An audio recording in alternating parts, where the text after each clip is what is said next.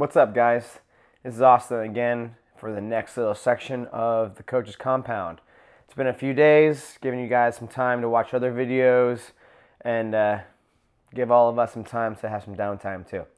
All right, so last video, 2 videos ago actually, we started the beginnings of biomechanics and how the different movements of the body correlate with different body parts, okay?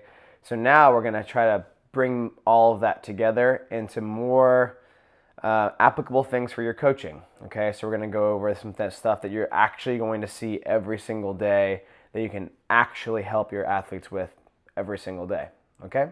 Tune on in.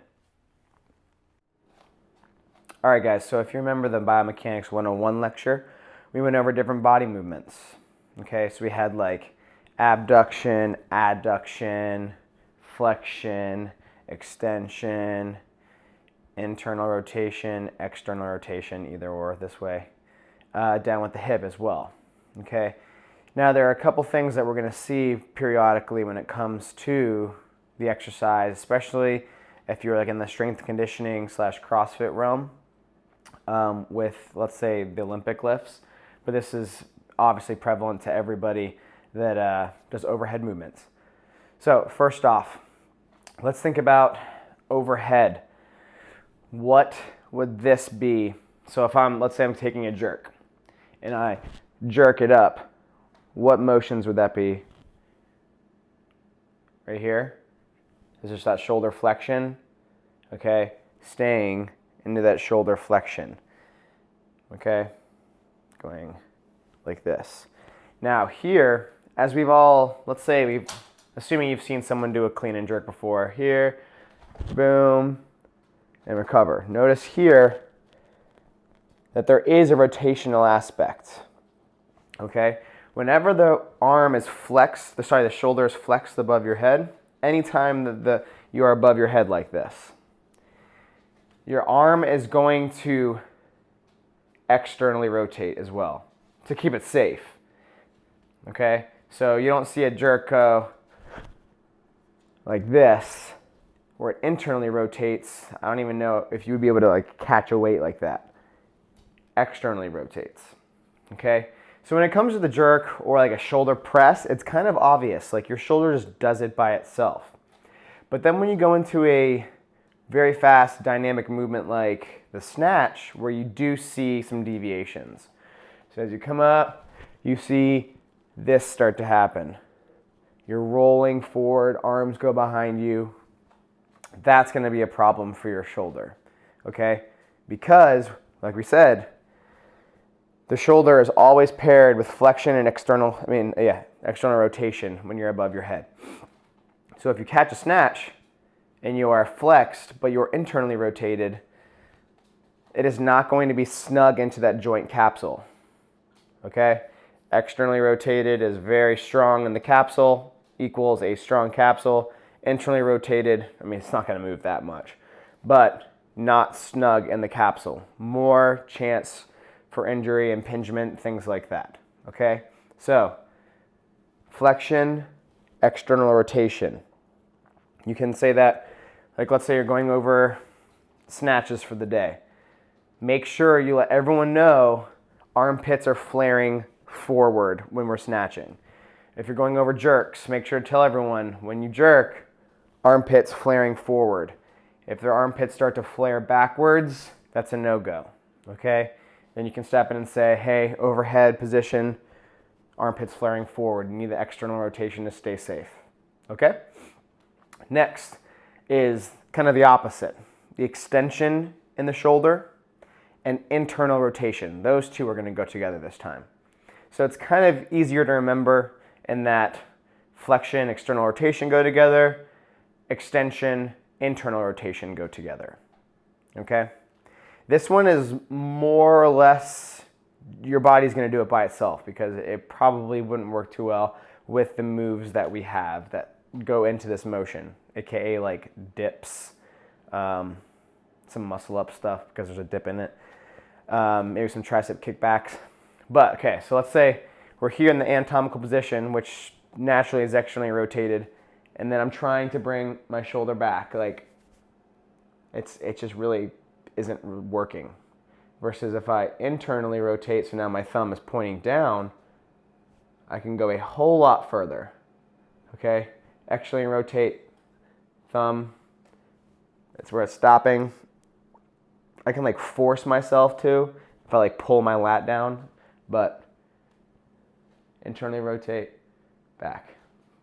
So let's say if you're doing a dip, in this position anyway, you are slightly internally rotated. Like if you didn't see my shirt here, if you could like see through me, coming from neutral to here, extension, I am internally rotating. But the thing you want to look out for is oftentimes people are going to pair internal rotation and extension with protraction of the shoulder. This and this right here, where they heavily deviated shoulder going forward, protracting. Okay? You can still be stacked in a normal position and internally rotate your shoulder. You can even see it rotating. Yep. Oop, and back. Not rolling it forward. You can still stand up straight and internally rotate. Okay? So let's say the classic of the bar muscle up, where you're just winging it to get up there. We'll show you a quick video to show you why you should not do that.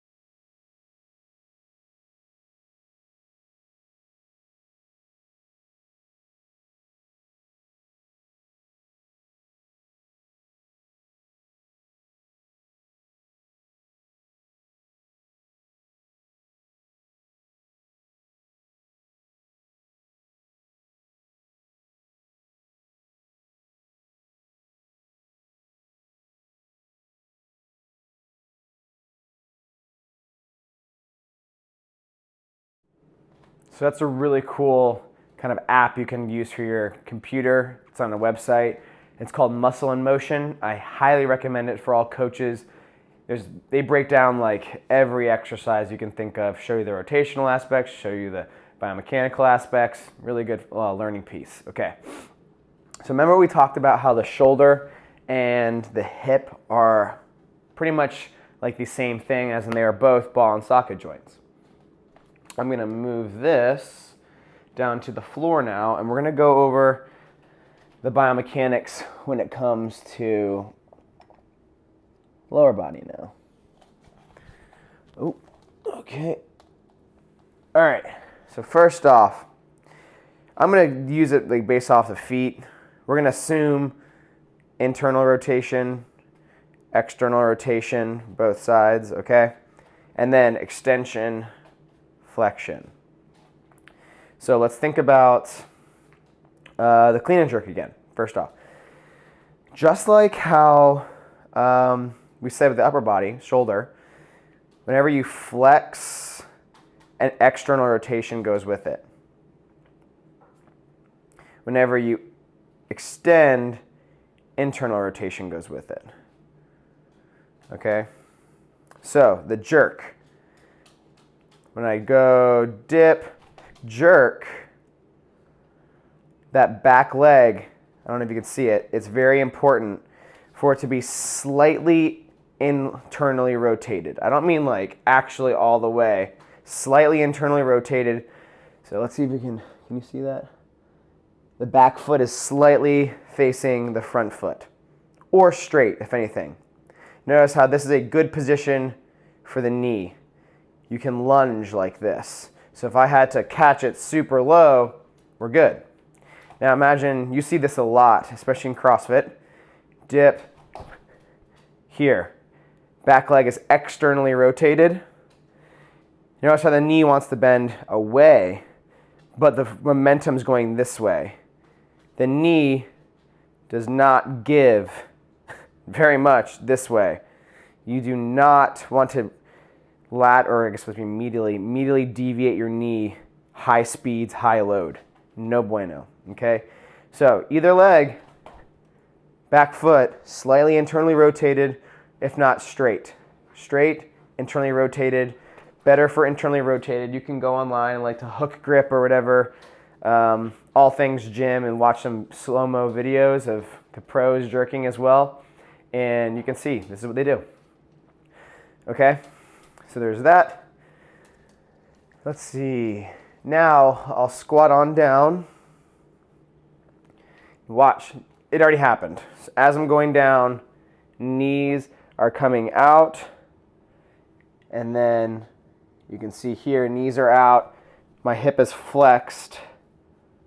Knees are out. That knees out, that's external rotation. I mean, that would be internal rotation. Okay? Hip flexed, external rotation. That's those knees out. Okay? That goes along with how we went over. When the shoulder is flexed, it's externally rotated. When the hip is flexed, it's externally rotated. Okay? Those are some things that you very commonly see almost every single day as a CrossFit coach. We're doing back squats today, everybody.